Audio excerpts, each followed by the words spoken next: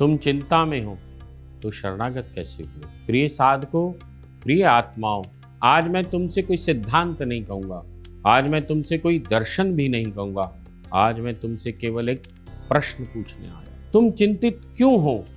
यदि तुम कहते हो कि मैं भक्त हूं, मैं समर्पित हूं, मैं गुरु का हूं, मैं माई का हूं, मैं शरणागत हूं, तो फिर चिंता क्यों है? यह प्रश्न सुनकर तुम भीतर से थोड़ा कांप गए होंगे, क्योंकि चिंता बाहर की घटना नहीं होती है। चिंता भीतर के भेद की घोषणा है। चिंता कहती है मैं अभी अलग हूं, समर्पण कहता है मैं अकेला नहीं, और शरणागति कहती है मैं उसी का हूं। सुनो, यदि तुम चिंतित हो तो इसका अर्थ यह नहीं कि तुम बुरे हो, इसका अर्थ केवल इतना है, अभी बहुत भेद बाकी हैं। अभी तुम पूरी तरह गले ही नहीं हो, अभी तुमने अपना अलग सिंहासन छोड़ा नहीं, अभी भीतर कहीं बैठा मन कह रहा है हे प्रभु सब तुम्हारा है, लेकिन मेरी इच्छा पहले पूरी करो। यही चिंता जन्म लेती है। समर्पण और चिंता साथ नहीं चल सकते।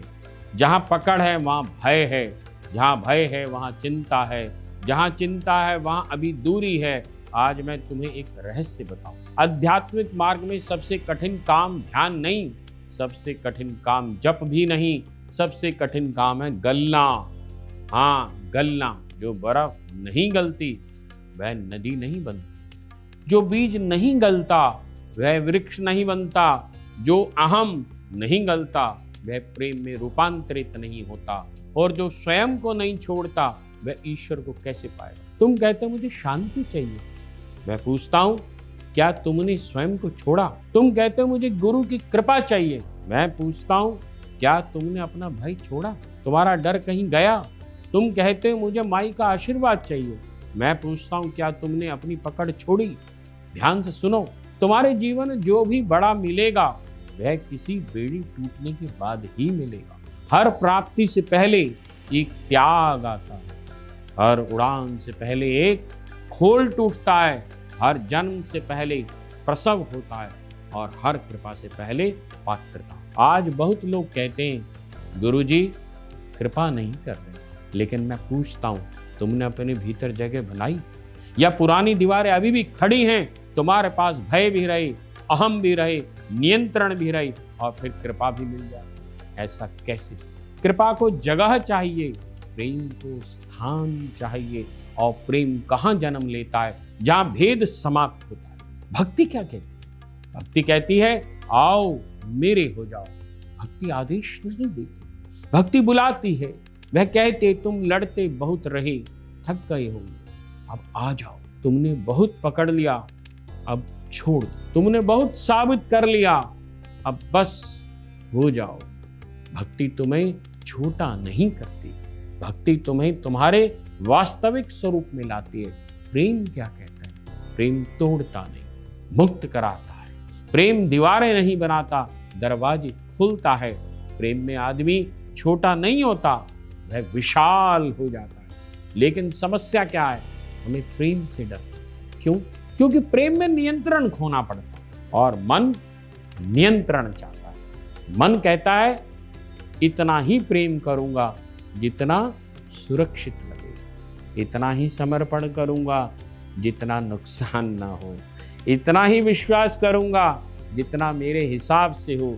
लेकिन प्रेम सौदा नहीं है, प्रेम गणित नहीं है, प्रेम छलांग नहीं है। और सुनो, यदि तुम्हारे भीतर प्रेम जन्म ले रहा है ना, उसे रोकना मत, उसका प्रतिरोध मत करो, उस पर ताला मत लगाओ, उससे डरो मत।